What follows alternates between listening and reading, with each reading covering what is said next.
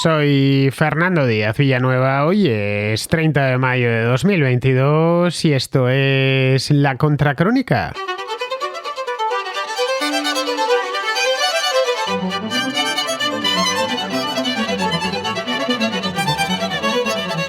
El martes pasado se produjo un tiroteo en una escuela de la pequeña localidad de Uvalde, en el estado de Texas. El asesino, Salvador Ramos, era un joven con 18 años recién cumplidos que tenía problemas de adaptación social y venía de una familia desestructurada. Vivía con sus abuelos y tenía muy mala relación con su madre. 4 días antes de la masacre, compró en un comercio local 2 rifles y munición.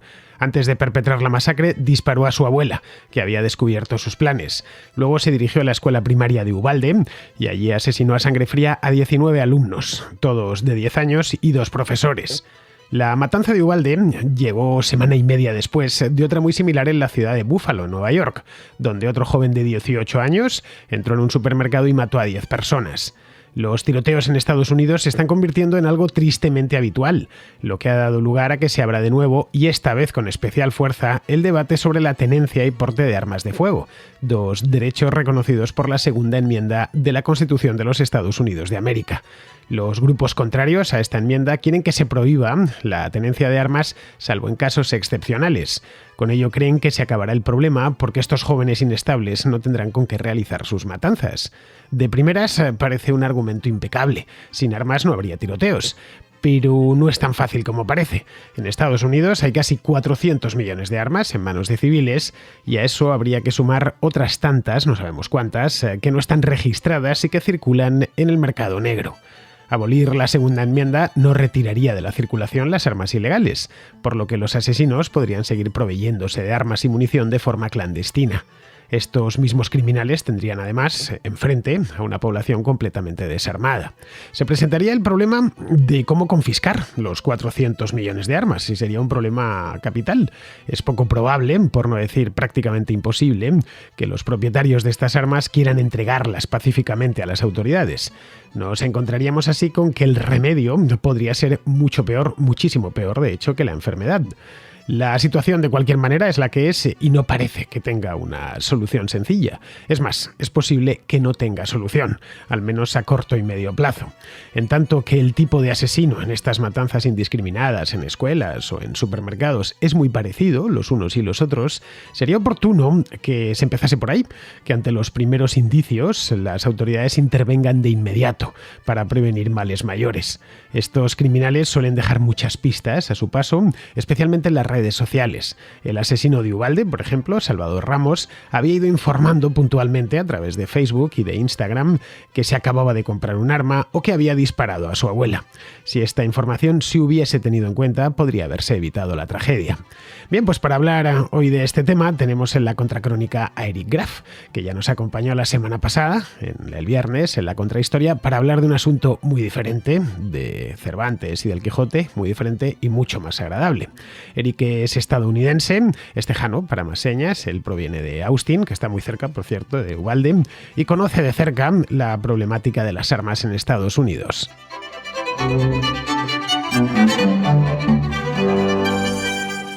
Aprovechando que tenía a Eric Graf, a quien escuchasteis ya el viernes pasado en la Contrahistoria, en esta que hicimos sobre Cervantes y el Quijote, pues no me he podido resistir pedirle que se quede, que vuelva al estudio de nuevo para hablar sobre la matanza en la escuela primaria Robb de Uvalde, de la que se ha hablado mucho a lo largo de los últimos días. Esto sucedió el martes pasado. Un jovencito de 18 años, completamente perturbado, entró en una escuela y mató a 19 niños y 2 maestros. Bien, es una historia familiar, podríamos decir, porque sucede con relativa frecuencia en los Estados Unidos, donde, como bien es sabido, pues hay un derecho constitucional a portar armas. Cualquier persona tiene derecho, varía en función del estado. En Texas tiene su propia legislación, Illinois la suya, California la suya, Colorado la suya, y en algunas es más restrictiva, en otras menos. El hecho es que cuando sucede esto, todos empiezan a levantar la mano y a pedir explicaciones y sobre todo a pedir que se haga algo cuanto antes. Y nos cuesta un poco, sobre todo a los europeos, porque aquí, claro, nadie lleva armas, entre otras cosas porque está prohibido llevar armas. No es fácil, ni mucho menos, conseguir una licencia de armas, pero en Estados Unidos, donde el derecho constitucional data del siglo XVIII, los problemas con las matanzas en las escuelas empezaron en los años 80, 90. Es decir, antes de los años 70 no tenemos problemas de este estilo.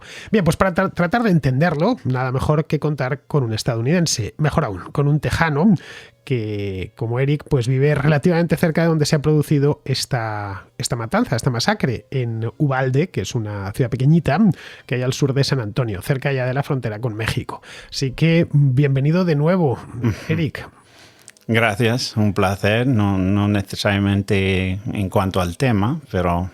Bueno, un placer hablar de la segunda enmienda, digamos. El tema sí, la segunda enmienda y en sí por qué sucede esto tantas veces en Estados Unidos, porque salimos de una masacre y nos metemos en otra, vamos, algunas se las conoce ya, pues empezamos por Columbine, que fue hace ya pues más de 20 años, 20 y tantos años, el de Parkland, Tucson, Virginia, el de Virginia Tech, acuérdate, hace no mucho tiempo, lo de Buffalo, en fin, que estas cosas, a mí una de las, ya sabes que yo soy muy aficionado a la historia y cuando me encuentro ante un problema, pienso por analogía, como los historiadores. Cuando me encuentro ante un problema dado, del que sea, automáticamente hago analogía con el pasado. Digo, ¿esto sucedía en el pasado? Es constante. Ha habido siempre matanzas escolares en Estados Unidos desde 1789, que es cuando se aprobó la Constitución. Bueno, lo que he visto es que no ha habido matanzas escolares hasta muy recientemente. Sí. Aquí hay algo que falla. Quizá no haya que buscar solo, y armas ha habido siempre en Estados Unidos. No es una cosa de ahora, ¿no? Es que hay 400 millones de armas en Estados Unidos en manos de los civiles. Ya, pero había también muchas en 1950 y no había matanzas en las escuelas ni nada que se le pareciese. Así que esa es lo que yo vi, el hecho que yo vi. Uh-huh. De acuerdo, pasamos por manías en Estados Unidos, tenemos esas olas de emoción o de perturbación en el cerebro, pero se transforma, cada generación tiene su grupo de locos, ¿no? En mi juventud eran los portadores de cartas, que tenían fama de entrar en su trabajo y como los portadores y tirar, de cartas. ¿Cómo son los de correo? Los carteros. Los carteros, sí. Perdón. Los carteros en los años 80 incluso teníamos un término, irse postal, ¿no? Que significaba volverse loco y matar a todos tus colegas en el trabajo. O sea, antes eso no ocurría en los colegios. Es un fenómeno bastante nuevo, reciente, y muy grotesco, muy, muy difícil de aguantar, ¿no? La matanza de niños tiene un efecto muy, muy fuerte en el público y pone siempre en duda la segunda enmienda. La segunda enmienda es la que permite a los estadounidenses tener armas. Es una enmienda a la Constitución de los Estados Unidos, que esta se aprobó posteriormente. La Constitución es de 1789 y esta se aprobó creo que ya en la década de 1790. Y bueno, es muy antigua, como vemos, tiene más de 200 años, 230 años. Y es una regulación muy simple, pues como es la Constitución estadounidense, que por lo demás es monumental. Es todo un ejemplo de lo que debería ser una Constitución. Da reglas muy sencillas, todas dirigidas a controlar el poder y no a fortalecerlo. Uh-huh. Y entonces lo que dice esta segunda enmienda, este texto, lo voy a leer en castellano naturalmente, dice textualmente: siendo necesaria una milicia bien organizada para la seguridad de un Estado libre, el derecho del pueblo a poseer y portar armas no será infringido.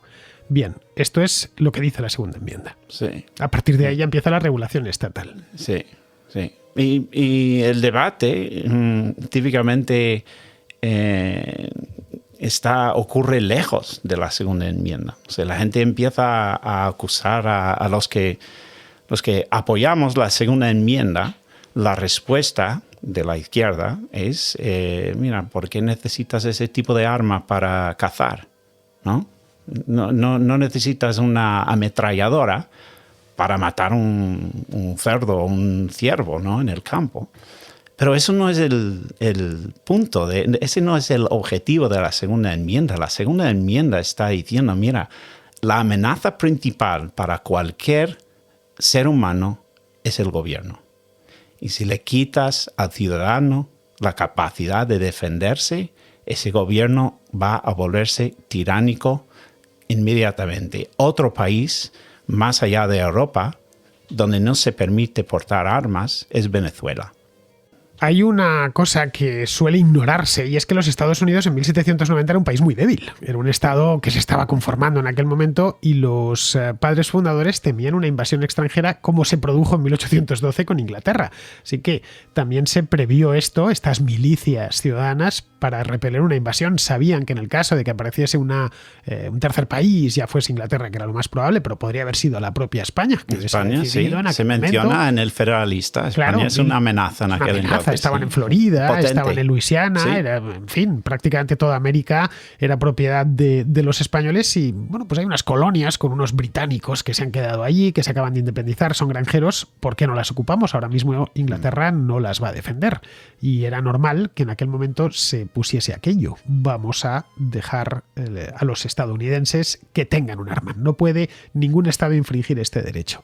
Y así hay que entenderlo, la idea de que el gobierno es peligroso y la idea de que cualquiera puede venir a invadirte. El resultado, después de 200 y pico años, es que en Estados Unidos nunca ha habido una dictadura, casi 250 años, y Estados Unidos nunca ha tenido una invasión. Uh-huh. Se podría decir que los padres fundadores consiguieron su objetivo, ¿no? Hombre, sí, lógicamente. Estaban pensando en el futuro y en un futuro donde sabían perfectamente que el gobierno iba a ser cada vez más potente. O sea, sabían que estaban creando un ente con su propia historia, ¿no? Jefferson dice, mira, el problema principal al principio del país va a ser la Asamblea Nacional. Tenemos que poner jaques a ese ente político. Pero en el futuro vamos a llegar a una fase presidencial, ¿no? Y una república presidencial, la capacidad de ser tirano radica justamente en el ejecutivo. Y Jefferson está anticipando eso. Se sabe que el futuro de Estados Unidos va a ser una continuación de la lucha por el ciudadano libre.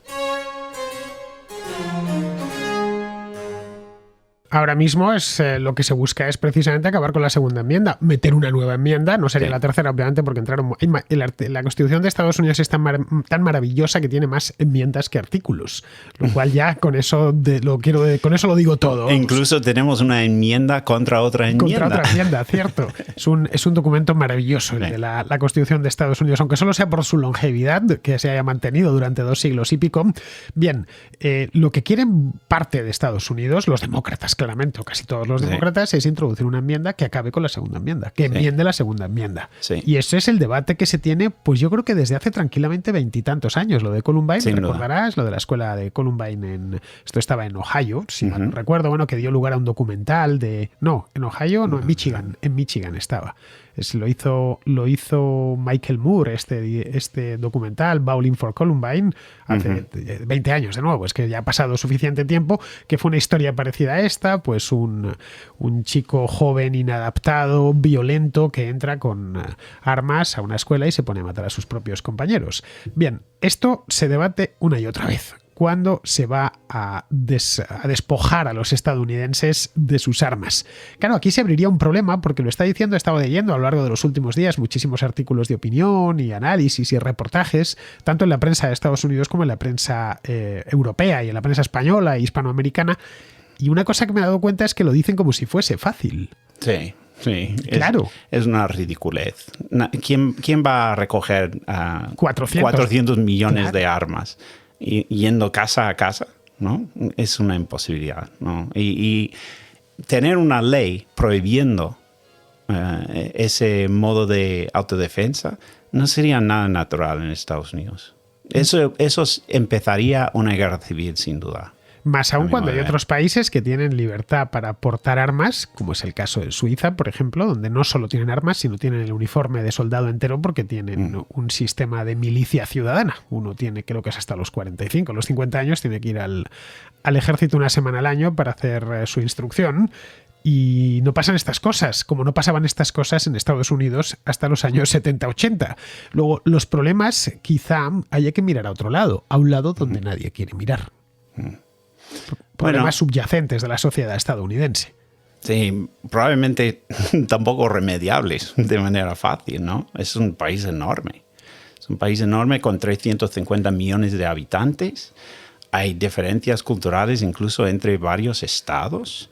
Hay unos estados donde es casi imposible, muy, muy difícil comprar arma. Hay ciudades como Washington, como Chicago, Detroit, que han intentado limitar esa libertad y se ve con resultados nefastos, ¿no? Una de las razones por las cuales siempre ocurren estos tiroteos en colegios, en institutos, es que precisamente son lugares donde se han prohibido las armas. Si tu deseo es matar a 20 personas antes de que te maten a ti, pues el lugar más lógico para hacer eso es una escuela, donde no haya nadie con arma. Esto ya se dijo con Virginia Tech, que es este Instituto Tecnológico de Virginia, donde hubo una masacre parecida hace unos años, que claro, si alguien quería hacer una matanza de este estilo, el mejor lugar era Virginia Tech porque estaban prohibidas las armas en su interior. Y claro, en un país armado, lo peor que te puede suceder es no tener armas.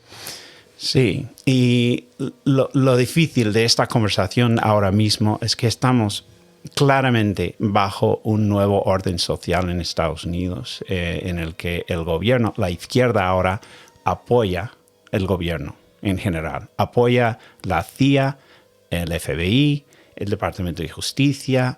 La izquierda está a cargo de esas instituciones y está aplicándolas de manera tiránica. Entonces, justo ahora, hablar de quitarnos las armas no tiene sentido, no va a convencer a nadie. La derecha está tan paranoica, y yo diría con razón, que eso no se puede hacer, no se va a permitir. Yo esto de quitar las armas lo veo, ya digo, imposible. Son 400 millones de armas las que hay. Está armado, pues no sé si todo el mundo, pero buena parte de los estadounidenses. En ocasiones no tienen una, sino tienen 2 o 3. Ir a llamar a la puerta de su casa, deme usted las armas, que se las vamos a requisar y luego las vamos a destruir. Pues todo lo que podría ocasionar, no sé si una guerra civil, pero disturbios severos. Así que esta idea tan fácil que se enuncia con tanta ligereza, especialmente en los medios de comunicación europeos, como si fuera un asunto que se pudiese resolver en 6 meses, haciendo pasar a la policía por las casas, pues no hay ni que tenerla en cuenta, porque puede resultar atractiva desde el punto de vista intelectual, pero no lo es desde el punto de vista de la realidad. Es inaplicable. Bien, pero sí se podrían hacer algunas cosas, Eric, no lo sé. Yo he leído, por ejemplo, acerca de estas regulaciones, como la llaman, las red flag, las banderas rojas, ¿no? Sí. Que puedas negar armas a gente que pueda representar un riesgo para una comunidad, por ejemplo. Sí, que sí. Esa gente directamente, a esa gente se la prive del derecho a portar armas. Sí, pero fíjate que ya tenemos esas leyes. Ya hay leyes en la mayoría de los estados, hay leyes que dicen, mira, si tienes una historia con disturbios psicológicos o si has cometido cierto nivel de crimen, no puedes portar arma.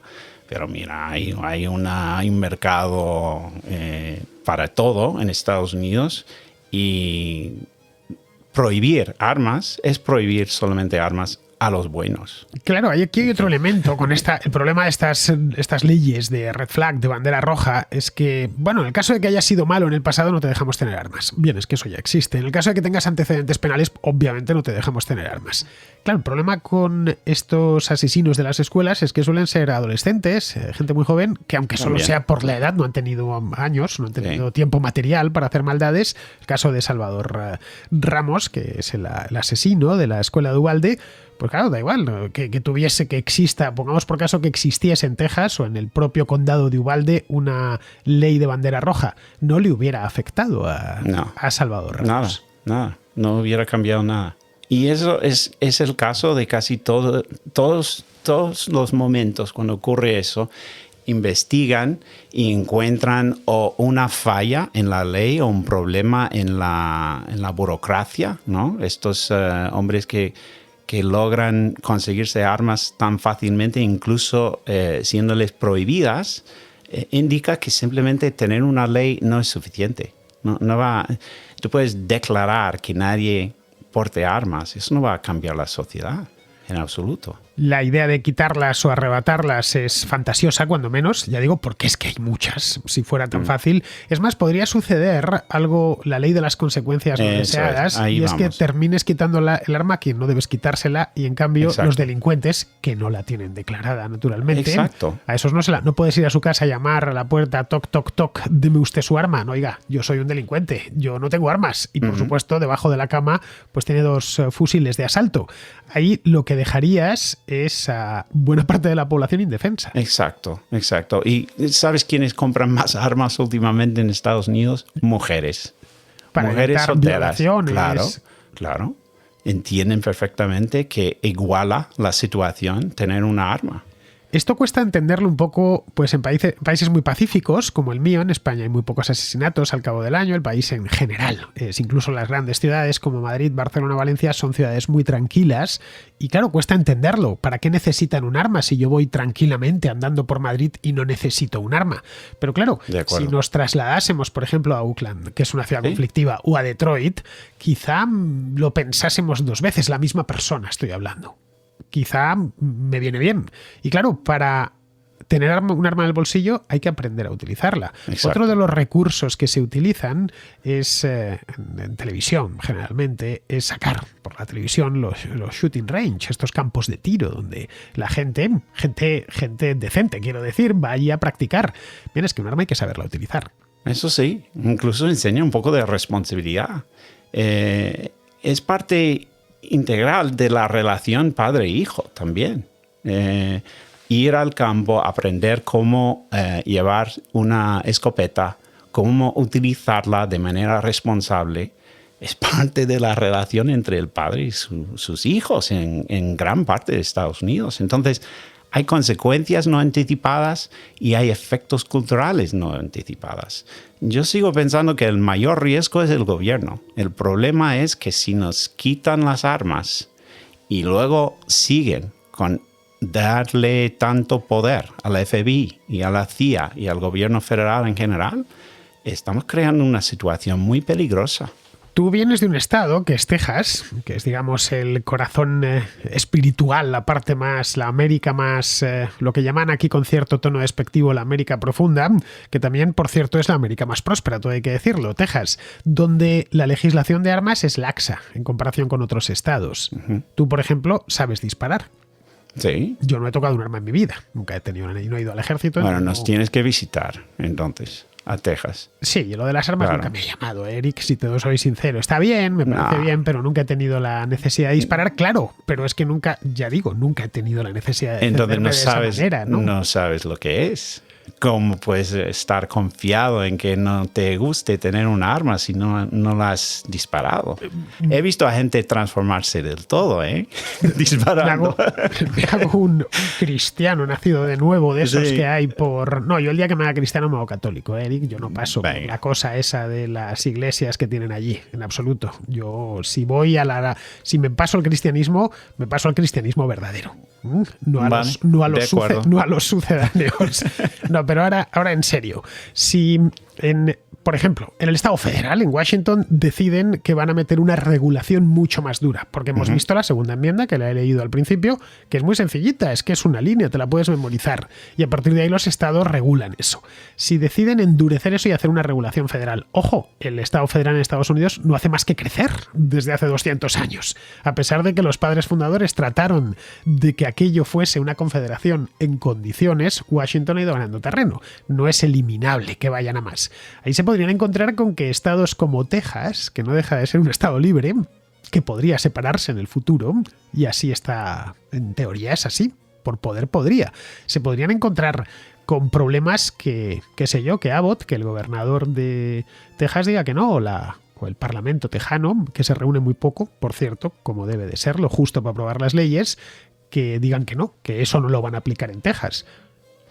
Bueno, sí, siempre hay un debate jurídico en torno al tema, hay casos pasando por los varios niveles de la justicia en Estados Unidos y cada vez en cuando llega al Tribunal Supremo. Pero últimamente el Tribunal Supremo es mucho más conservador que antes. Creo que tenemos 6 votos más o menos de derechas. Y lo veo imposible, ¿eh? Cualquier ley dura que quisieran imponer los demócratas va a ir al Tribunal Supremo y la van a rechazar. Por no hablar que una enmienda, y tendrían que hacerlo, estamos hablando de un texto constitucional. Sin duda. Tendría que pasar por el Congreso. Sí, pero la izquierda actual no opera de esa manera, no sigue la Constitución. Pero la Constitución tiene sus caminos para rectificar, cambiar, adaptar. No quieren eso. Pero esto no puedes hacerlo con una orden ejecutiva del presidente. Hombre, puedes intentar todo. Los demócratas intentan todo a través de la presidencia, pero hay otros entes, ¿no? Hay otros factores y no sé, no lo veo plausible. O sea, Biden puede declarar y decir lo que quiera. Los estados como Texas y Florida siempre van a objetar. Leía el otro día en el Wall Street Journal, creo que fue el jueves o el viernes pasado, un columnista que comentaba que pues esto mismo, que era realmente muy difícil hacer algo, o por lo menos hacer lo que se estaba pidiendo desde el Partido Demócrata, y que quizá lo más que se puede hacer de forma positiva es extremar las precauciones en ciertos lugares como las escuelas. Exacto. Es decir, poner cámaras de vídeo con reconocimiento facial, que se pueda actuar rápidamente, que en zonas que son libres de armas no lo sean y haya por lo menos alguien armado. Vamos, que cuando sangra una herida, que al menos le pongas un esparadrapo, ¿no? Una venda. Sí. En este caso, que no la dejes sangrar. Sí, hay otras posibilidades y lo maravilloso de Estados Unidos es la 10ª enmienda que permite que los estados intenten resolver cualquier problema de su propia manera, ¿no? Y luego podemos comparar y unos estados pueden imitar a otros, unos estados pueden decir, mira, no somos como los neoyorquinos, nuestra cultura es diferente, nuestras leyes tienen que ser diferentes.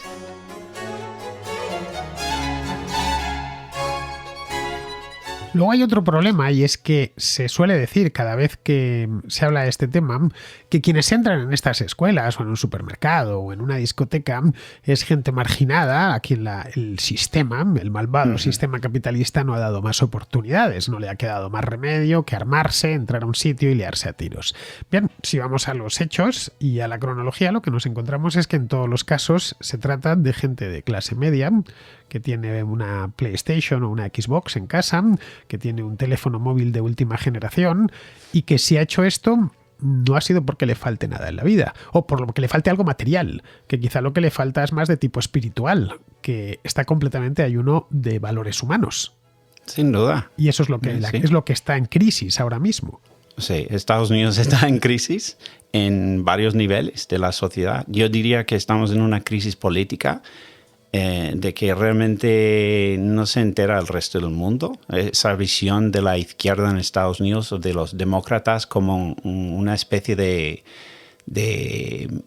moderado, partido moderado, mínimamente izquierdista, no es la verdad. El Partido Demócrata, al menos su liderazgo, es radicalmente de izquierdas. No, y eso, Eric, no lo creo. Sí, Joe Biden, un tipo que lleva en Washington 50... No. Lleva Biden en Washington viviendo del contribuyente estadounidense más tiempo que yo en el mundo. Sí. Está ahí desde antes de que yo naciese. Pero Biden ya no existe. Biden es un títere. Biden está leyendo y lo que le pongan delante las narices. Ese hombre no está consciente, no está con nosotros. Los demás, el liderazgo del Partido Demócrata es radicalmente de izquierdas, es peligrosa, y ceder ese terreno precisamente en estos momentos históricos donde el gobierno central tiene más poder que nunca es un camino muy, muy, muy peligroso. El gobierno central en Estados Unidos es lo que llaman allí gobierno federal, que es algo que a los demócratas siempre les ha encantado. Lo vemos en algunas series y en algunas películas de televisión donde el demócrata está encantado de que Washington albergue cada vez más poder, mientras que los republicanos, por regla general, que no siempre, lo que piden es que el poder esté en los estados. Estados Unidos, no olvidemos, es una confederación. Entre muchos hacemos uno. de uno nos hemos convertido en muchos. Esto a veces se lo trato de explicar a los contraescuchas, especialmente en las contrarréplicas, cuando me preguntan por, en el caso de España, la descentralización. España era un país unitario, un Estado unitario que se descentralizó. En Estados Unidos se está produciendo el efecto inverso. Eso. Un país descentralizado, un Estado descentralizado que nace de la unión voluntaria de 13 antiguas colonias británicas, a la que van sumando nuevas, que se va recentralizando, porque esa es la historia, y al final esto de las armas podría ser un punto de no retorno. Eso es el gran miedo.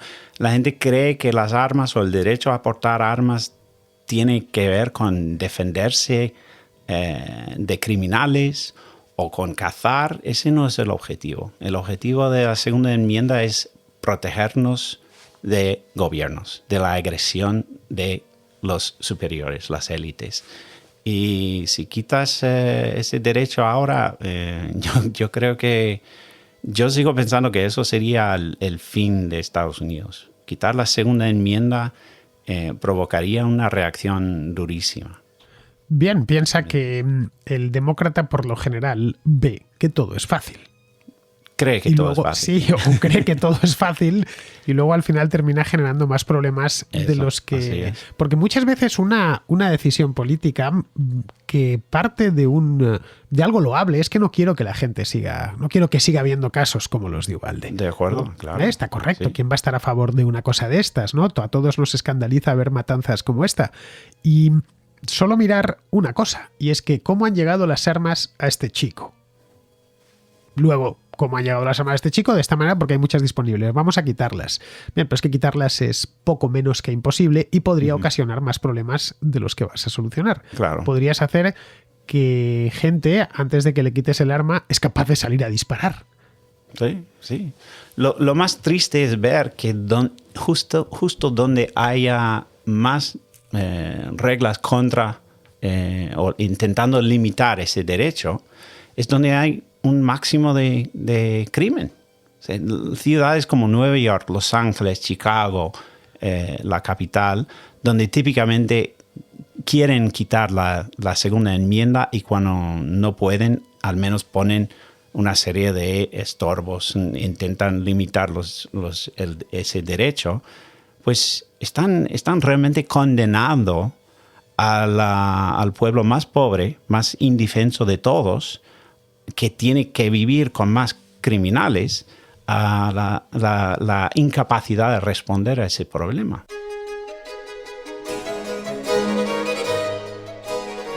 Y hemos visto también a raíz de todos los disturbios por lo de Black Lives Matter a lo largo del año pasado y sobre todo del anterior, de 2020, que también la propia policía, bien, vamos a quitarle lo que nos sucede a los europeos, que no tenemos armas en casa, ni en propiedad, ni encima, porque no podemos tenerlas, pero al menos a la policía por regla general se la respeta, son los únicos que tienen armas. En España el único arma que vas a ver es el del policía, que lo lleva al cinto y por lo general no necesita sacarlo nunca. Pero en Estados Unidos están diciendo vamos a quitaros las armas y además vamos a quitarle la autoridad a la policía. También, porque hay que, a la vez. Hay que, eso que dicen buenísima idea. Police, sí. Dices, bueno, ya, esto va a parecer Gotham, la ciudad de Batman. ¿De acuerdo? Donde campan a sus anchas los maleantes. Sí, ya es. No es. No me seas tan negativo. No, hay un problema en Estados Unidos muy grave. Hay dos sistemas de derecho. Tenemos prisioneros políticos, ¿no? Del famoso 6 de enero, mientras en el otro lado, lo que llamamos el verano del amor de 2020, casi todos los criminales de ese evento están libres, están en la calle. Así que el verano del amor fue el del 67. No fue el de 2020. Yo creo que hubo poco amor. Sí, pero ya lleva ese apodo. Lo están llamando. Y eran los demócratas que inventaron la palabra. Creo que fue alcalde de Portland o algo así, donde intentaban formar su propio lugar independiente de Estados Unidos. Pues esa alcaldesa, creo que fue, no quería entrar ahí, no quería que la policía entrara ahí y dijo que este es un verano de amor. aludiendo a lo de 68, pero también para describir el 2020. Creo que las tiendas de Apple y de Nike y de otras marcas de productos selectos hubo muchísimo amor porque le rompieron los escaparates. Eso es otra cosa que también nos llama la atención a los europeos, y es que cada vez que hay una manifestación en ciudades estadounidenses tienen que andar poniendo tablones de madera en los escaparates porque se van a romper. Aquí en Madrid, y es una ciudad que tiene, es la capital del país y tiene muchísimas manifestaciones, es realmente raro que rompan un escaparate, que rompan la luna de un comercio. Y allí se ha convertido en la norma. De nuevo estamos ante una crisis de valores muy seria, de valores cívicos estoy hablando. De acuerdo. Que está detrás de todos estos problemas. Y fíjate que el que sufre más es el emprendedor. Y el emprendedor precisamente en distritos de minorías y de gran pobreza donde realmente les hace falta, ¿no? Bueno, el emprendedor y el trabajador, cuando apedrean una tienda también, o le meten fuego, por ejemplo. Todos los empleados, el que pierde, el primero en perder es el empleado que pierde su empleo. Aquí hace unos años hubo unas manifestaciones muy violentas, por cierto, en Barcelona, que fue en 2019, antes de la pandemia, que se me quedó grabado.